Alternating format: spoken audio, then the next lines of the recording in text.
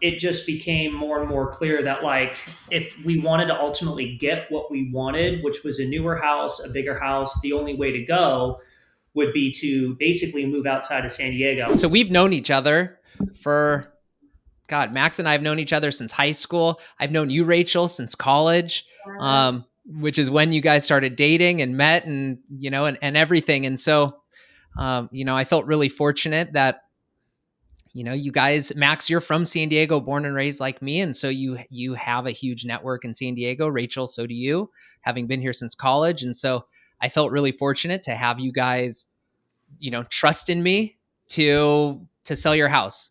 That was a big no-brainer for us. Yeah. Well, and I appreciate that. I never want to assume. I always hope, but I never want to assume. So, that was great. And so, tell me a little bit about what prompted the thoughts to even move. Where did that all come from? Yeah. You want to go? I can go. I mean, Okay. Yeah, so we lived in Clairemont, which is the home that you sold for us, right? And I think our biggest thing was, we needed a little bit more space. We wanted to buy a home that was a little bit newer, and we just could not pull that off at like our budget and price point in or around San Diego or Southern California in general.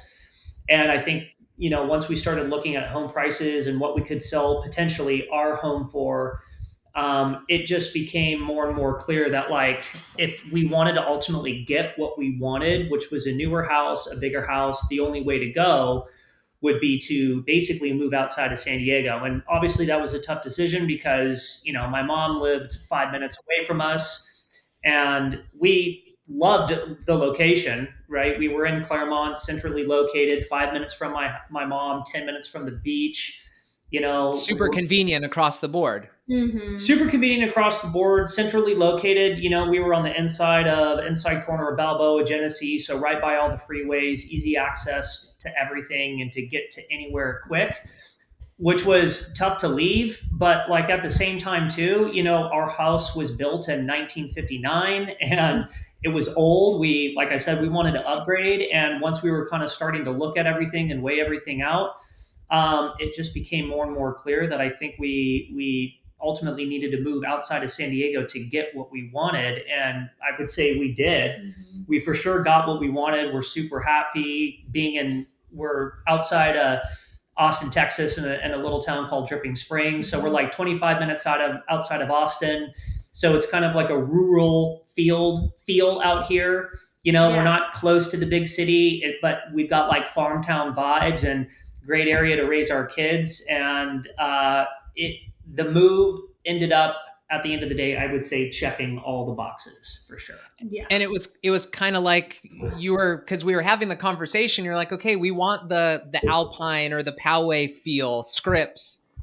Yeah. But the pricing was just crazy. Well, not only that though, too, it's like, we wanted the scripts Poway feel, but like new construction.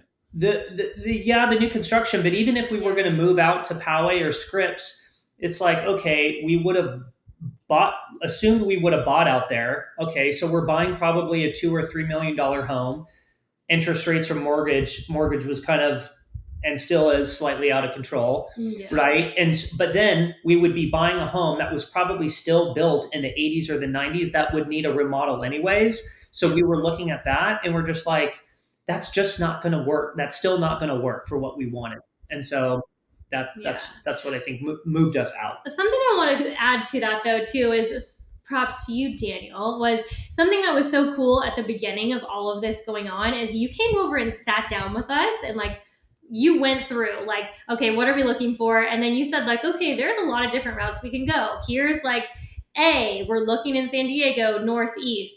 B was like his mom, we were considering even like kind of selling both our homes and like going in with her on something bigger. You really talked us through all those like different options. And that was like really, really helpful. And just because we were all over the place, when you and I first met with you, we were like, Okay, and a piece you didn't mention too is we had lived in Texas prior to this move Yeah. for a couple years, like right after college. So we had always kind of dabbled with the idea of like we loved Texas, like the vibe and the people and the small town feel, and it has a lot of things that we wanted for our children. And so that was always like in the back of our minds a little bit, although we didn't really think we would like take the big plunge and moving that far away. Yeah. But it was always in the back of our mind. But then when we really started digging into the details of like, okay, here are the options that we have available to us, like let's kind of prioritize. And you were super, super helpful throughout that whole process for us. Yeah, and I appreciate it. maybe even to even go a little bit further, because going back to like why we chose you and like your network and all those types of things, right? I think when I initially told you what I was thinking about, I think that you thought that I was probably full of it. You know, like when I told you that we were gonna, yeah, when I told you that we were thinking about leaving, I had this feeling that I don't think you necessarily believed me, only because like born and raised in San Diego, Yeah. went to school there, mom was there. But going back to what Rachel was saying, once you came over to the house, you laid everything out and you really helped us kind of identify, okay, like here are all of the different options available to us. I think you thought that we were for real about it. Yeah. But Oh, it yeah. also really helped us kind of identify like, okay, like these options over here aren't going to work. These are going to work. And then, that really, I think, helped kind of solidify a direction for us. Yeah, I mean, I remember I think we were having a barbecue or we were doing something together, and you're like, you put your arm around me and you're like, Daniel, love you, buddy. We're thinking about moving. Yeah. And I was like, oh, cool. What neighborhood? Texas. I was like, oh, damn. Okay. So yeah. And then yeah, I was like, okay, well, let's not get too crazy about this. But after sitting down with you guys and you're like, we've gone out, we've seen the neighborhoods. I know your friend Annie lives out there. So you had toured around with her and like really did your due diligence before making the decision, which I think, it was not an impulsive move at all. It was very calculated, with the timelines and the expectations on the type of neighborhoods and the reasons why. And I mean, it was great to see that whole process and navigating through, even because your mom's here, and what that was all going to look like and the type of house that you guys were going to buy. Yeah, totally. So let's talk about when it was like, okay, we've now found the neighborhood, we found the house, we want to sell. Yeah. We had gone through, seller net sheets. You knew what your loan payoff was going to be and what your net was going to be. And you're like, okay, great. This is doable. We're going to get a brand new house. It's going to be huge. It's going to be under $1 million. And it's going to be literally a $3.5 million house in San Diego, but just in a different state, but an amazing community. Yeah. So when that decision was made, it's like, okay, we backed into, we gotta start planning. And this is, house prep, listing prep. What was that like? That was the stressful part. Crazy. That was the stressful part, because we knew like we ended up purchasing the lot out here. And then what we basically had to do was work backwards with you on, okay, like this is what we ultimately need to do in terms of, this is when we want to list the house. This is when we need to sell the house. This is when we really need to start selling all of our furniture, moving out here with as little as possible. Yeah. Right. That was crazy. And with then two little kids in school, 2 kids and full-time jobs. We both work full time. Yeah, like that was it. The last year was insane. And I truly look back, I'm like, how did we get all of that done? But again, another step that you were like with us the whole way, like holding our hands, of like you came over and we calculated like, okay, we want to list at this date. This is the weekend I'm going to do an open house. You like tied that to Cinco de Mayo and did like a, what was it? The open house. Churro guy. Yeah. That was so great. But yeah, you really helped us in like setting those expectations. You had the great part too was that you had all the contacts for us of, the paint guy, this is that guy, you went through the house with us, discussed what we needed to get fixed, and then you had all the people to do it for us, which Yes. was so incredibly helpful, because I can't even imagine like having to do that research on top of everything else that we were doing at the time. But yeah, it was like we just spent so much time getting rid of as much as we could to try and give that like minimalist feel. God, it's like Yeah. it feels like a million years ago. No, it does feel like a long time ago, but yeah, just for like your listeners that are like potentially listening to this and contemplating a move, whether it's in San Diego or wherever else, like that was a big part of this too. Because going back to what Rachel was saying, we were juggling a lot, both working from home, full-time jobs, kids, all that type of stuff. But the big part was that you put everything together in terms of, okay, like this is when I'm going to come over. I've got the photography guy. I've got the guy with the drone. We're going to do the open house. This is the theme, Cinco de Mayo. You knocked all of that stuff out for us. You had the guy for the painting, like Rachel was saying. You helped us like fix a lot of the areas of the house that needed to be fixed in regards to having it be show ready. You like really helped me kind of navigate, because in my opinion, I was like, oh God, we got to fix everything. Like we got to make this thing look amazing. And you were like, calm down, Max. Like this is what we actually need to focus on. This is what we don't. Yeah. Because I was thinking like, okay, we got to drop money into A, B, C, X, Y, Z. And you're like, no, we don't. Like this is what's necessary. Yeah. This is probably going to be your priorities. This is the stuff we don't have to focus on. And that was honestly really, really helpful. Mm-hmm. I appreciate that. And, a lot of the stuff, like we talked about after the fact, like a lot of the stuff is just kind of second nature. Yeah. Because I'm doing it all day long. And like a big part of being a listing agent, working with buyers is like managing the stress. Mm-hmm. And because it's easy to get overwhelmed, Mm-hmm. like I remember there were times when we would talk on the phone or I'd stop by and it's like, holy shit, this is insane.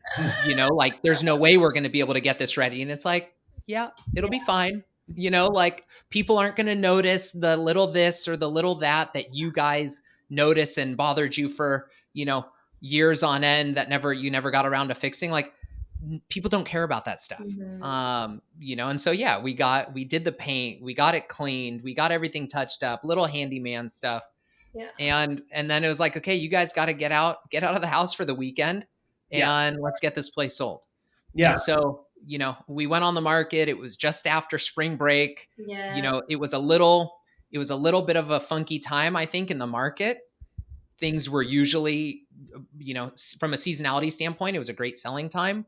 But it was just, it was a process, we were having lots of showings, very positive activity. And, it just wasn't, it wasn't moving like the first weekend. No. And so and how was that having showings? Yeah. Like what was that like having showings and keeping the house constantly clean and going through that process? That was probably one of the more stressful parts. Yeah. For sure. That may have even been harder than like the clean out and stuff, because again, we both work from home. So, I mean, luckily we had his mom's house close enough that was easy to like go to when we did have these like showing requests. But yeah, it wasn't easy, because we did have to, uproot all of our stuff. Again, make sure the house was like totally clean, because you never know, like this one could be the one. And, so that part was really difficult as well. Yeah. And I would say big kudos to you here too, Daniel. And I would say this is great advice for anyone that's looking to potentially work with you, is like, you were very cool, calm, and collected in regards to like keeping us low stress, especially this one right here. Because when we were going through that, like we had, because of the home being built out here, we had like a timeline that we needed to work around. Yeah. And, we had wanted to list the home, and we did list it around the beginning of May, Cinco de Mayo, which was like the first open house that weekend, right after Cinco de Mayo, I think it was. And, obviously you can't time the markets. I feel like if we were maybe like a month or two earlier, we would have seen a little bit more traction, just seeing what the homes were going for in our neighborhood. But the reality of the situation is, the timing's never going to be just right. We Like couldn't have done it and sooner. we couldn't have done it any earlier. So the situation was what it was. And so maybe we were slightly late listing, but like that was just our timeline and how we had to kind of work around scheduling this home being built, moving potentially like out here early, moving into my mom's house early and staying there for a little bit too, because there was that whole situation. So when we were ultimately listing it and maybe not seeing the traction, because I think the market just had started to slow a little bit in May, we were starting to get a little bit stressed. But again, the kudos to you here is keeping me slightly, less stressed, and this one less stressed by you just being very cool, calm, and collected about the whole entire process. Like, hey guys, like, don't worry, it's going to work out. Like, and that I think was the biggest thing for me, because that also helped me deal Well, with I that. would like to say that you were actually the one way more nervous toward the end there. I think we both had our moments. It's Yeah. lots of highs and lows, Yeah. with this whole process. But yeah, I would agree. Like, you were so cool, calm, and collected. You answered our phone calls day or night, like whatever it, would be, whichever one of us was freaking out at the time. You were always there to support us and calm us down, which was great. But yeah, that was just, it kind of was what it was, So we accepted an offer. We got into escrow. The agent from the beginning, and typically this was a different type of transaction because we're friends and very good friends. And so like you were privy to way more than what a seller client is usually aware of. Yeah. And so through your frustrations too. I didn't have, it was just funny more than anything else. Like Yeah. I know. Yeah, it was Are funny. we going there? Are we going? Yeah. I mean, I think it was just, I've been doing this long enough to where like I've worked with tenured agents, veteran agents. I've worked with, new agents. And this one was on the new side. This agent was emotional, I guess, at times, to say the least. I mean, I know Max was there. I think you were there too, Rachel, during the inspection. And, Max was working out in the garage and telling and listening kind of how she was telling me how the transaction should be done and like the things that we should be doing for inspections. And, oh, well, you need to tell your clients to do this and that. And I just kind of was chuckling about it. And, it was just an interesting time. Is there anything that stands out from inspections, or they submitted a wild request for repair at the time, asking for way more than was reasonable? And I remember we were walking, you and I, the three of us were on the phone. I was walking through the zoo with the kids and like going through the request for repair, and it was just like, this girl's out of her mind. Yeah. Yeah. Going back, and I'm in sales too, so I can appreciate, them asking us to do the laundry list of things that they requested us and they wanted us to do. Yeah. But I think, again, another kudos to you was to where it's like, hey, we walked through what they were requesting, and and from what I was thinking, it's like, we have to do like a lot of these things or almost all of these things, or else this thing's not going to sell, or we're not going to ultimately get what we want for it. And I think the great part about you was you were just like, no, we're going to do this. We're going to do this. We'll do this. This makes sense. This doesn't make sense at all. Yeah. Like, and you were laying out like the reasons why we were going to do some things and not the other things, and what we were more so responsible to do or required to do as the seller, and what we didn't necessarily need to do. So again, that was like big on you to like walk us through and help us out with.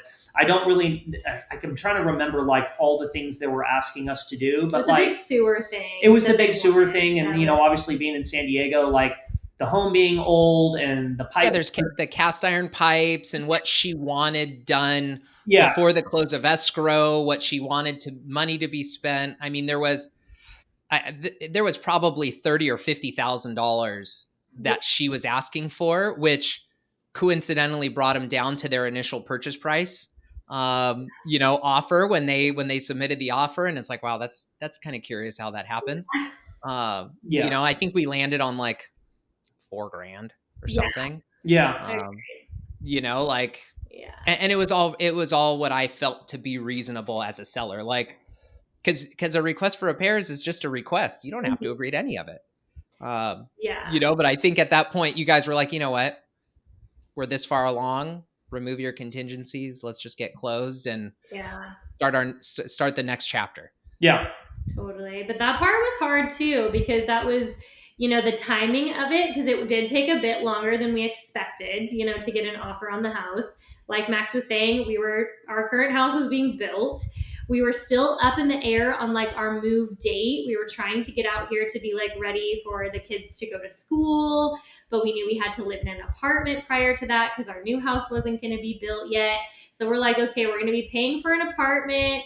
Like, we need to get this house sold. So we were feeling that pressure for sure. And then they came back with all these like crazy requests, and we're just like, like we wanted to say no, but we kind of couldn't say no. So again, you really helped us navigate with like what was going to be realistic, because we didn't want them to walk, truthfully, but we didn't also want to completely give in to this insane on principle, but then also being being realistic, and not wanting to, you needed that money to go towards the next house, and that's just kind of the fact of the matter.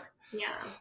What was it like when the house sold? Because I know there was a period where you're like, okay, we're going to move in with my mom for a little while. And then that ended up not having to happen, which I think worked out well. For a short period. You did? Okay. We did for 10 days. Yeah. Okay. So not a month like I think was the initial intention. Yeah. Yeah. And 10 days too long. Better to come visit. Yeah. What was the move like when you finally moved, got there, and got kind of settled into the temporary, apartment while your house was being done? Yeah, I mean, was it just like a relief? Well, then I would say it was the clean out that was next. Like the clean out was like, okay, like we were starting to clean out the house because no matter what, we knew we were going to leave. Mm-hmm. We were leaving at some point, whether the house was going to be sold or not. But I think once we then knew, like, okay, like this thing is signed and ready to go, then it was like, okay, like go time. It's go time. Because it was quick then, right? It was like 30 days, I believe. Yeah, 30-day escrow, and then after the contingencies, it was like, because they dragged on a little bit, and so I think it was like a quick. You only had like 5 or 7 days to get it all moved out. Yeah. But so we ended up packing all of our. We had movers. We had movers, right. Yeah. We didn't do pods. We did a mover. So they took, but we ended up really getting rid of most of our stuff. Yeah, I remember that. It was like a Craigslist special. Yes, like Max became really familiar with all the sites to sell all the things. Yeah. But we were like, okay, if we don't love this, we're not paying to move it halfway across the country and storing it in storage for 4 months before we can move into our house. Like, it just doesn't make sense. Plus, it was also very exciting to like get to design a whole new place, whole new style of house, needs all new furniture. Exactly. Yeah. So we got rid of like most of the big things. We got movers that came and picked up all of our stuff. We moved into his mom's house for 10 days. And then I flew with the kids to Texas, and Max did the 2-day drive by himself. That's right. I remember talking to you on the phone while you were driving. I loved it. Yeah, it was great, actually. It was nice. It was a nice, calming drive out here, No one nagging you. But getting rid of all the stuff, like that was really nice. And like Rachel was saying, it's like we were moving into a brand new house. Like a lot of the furniture wasn't really going to go anyway. So, it was nice, just kind of like literally like closing a chapter and starting an entirely new chapter, like brand new, with brand new home, brand new house, brand new life, brand new stuff. All that was kind of exciting. Yeah. Felt like a reset. Yeah, it definitely felt like a reset for sure. And in more ways than one. But just getting rid of all that stuff was actually, it was I don't know, therapeutic. And Yeah. It actually wasn't as difficult as we thought it was going to be. Like, people are on those apps. They're wanting stuff. Oh yeah. Oh, if you want to get rid of stuff and you're not trying to get the highest price possible, it's gone that afternoon. Yeah, totally. And most of our stuff is like, we had lived in that house for 10 years. So most of our stuff was like 10 years old. So truly we were just like, if we get something for this, fabulous, you know? So yeah, that part wasn't actually as hard as I expected it to be. Yeah. Was that the first house that you guys bought after getting married? Yes. So was that a hard, you know, like from a sentimental standpoint, was that hard to sell and move on, or were you like, bye Felice, I'm out of here. Let's get the new one. Little bit of both. I mean, you know, we brought both of our babies home there. Like, we had a pool. We spent a lot of time in the backyard, made a lot of memories out there. Like, there were definitely some tears from you when we said our goodbyes to the house. Yeah, well, and also too, like, I worked in the garage. My gym was in the garage, you know, and so like I had spent so much time in like one specific area of that house. So like there were parts of that house that were very sentimental, but also too at the same point, like, you know, the home being built, when it was built and how old it was, there was always something wrong with the house. And I would say she was definitely like, get me out of here. She was like ready to go, you know. And by the time we were all kind of like, by the time the house was cleaned up, like none of our stuff was in there anymore. It like didn't even feel like ours anymore anyways. So we were just like, we were ready to go for sure. Yeah, once you get to that point where all your personal belongings are kind of boxed or packed or whatever, and you're like, no, kids, you can't play there. No, you can't do that. You're like, we're done. Let's go. Exactly. Yeah. And also just we felt like we were on to bigger, but the new house was so exciting that I think that trumped like any sadness that there was, you know, because it was just excitement for the next one. It was, yes. Yeah. For sure. Yeah, that's awesome. Yeah, I mean, I feel like there's, you know, two sides of it, but yeah, I feel like once you guys made the decision, like you'd gone out there, you looked at neighborhoods, and you kind of came to terms that here's what we're going to net from our house, and here's what we're going to net from our sales house, and here's what our new house is going to cost, and like, holy shit, this is going to be amazing. Well, yeah, that's like the biggest joke that we always say is we bought a house twice as big, and we're putting in an amazing pool, all for less than what we got for our San Diego house. Yeah, and we banked it's some brand money, new, and we banked some money. Like it's a house twice as big, brand new, like, and you just had to move out of state to get it. You know what I mean? And I don't know. I mean, I don't know why, and I understand why people like stay in San Diego and deal with, you know, like the politics of the state maybe, and a lot of those things. And I understand people have ties, but it's like, you know, we were just at the point where it's like, we knew what we wanted, and we knew we were going to be making like a huge move, transition, sacrifice, all those types of things. But at the end of the day, like, it was 1,000% worth it. Like 1,000% worth it. If there was something you could do differently with the sale of the house, is there anything that comes to mind? Probably listed a little bit earlier. But like, I mean, in dream world, but then what would we do? Live with your mom for more time? Sorry. Yeah, I would say, but like, really, that would be it. Because it's like, but the difficult part was like, we had our timeline. If we would have sold the house a little bit earlier, we would have had to have figured it out. We would have had to get out a little bit earlier, but we potentially would have made a little bit more money and would have figured it out. I think we would have figured it out. But it's very coulda, woulda, shoulda. Yeah. You know, I truly think like things happened as they were supposed to. God, is there anything we would have done differently? I can tell you this: we wouldn't have worked with a different real estate agent. Oh, there we go. I wasn't looking for a response, but if I was.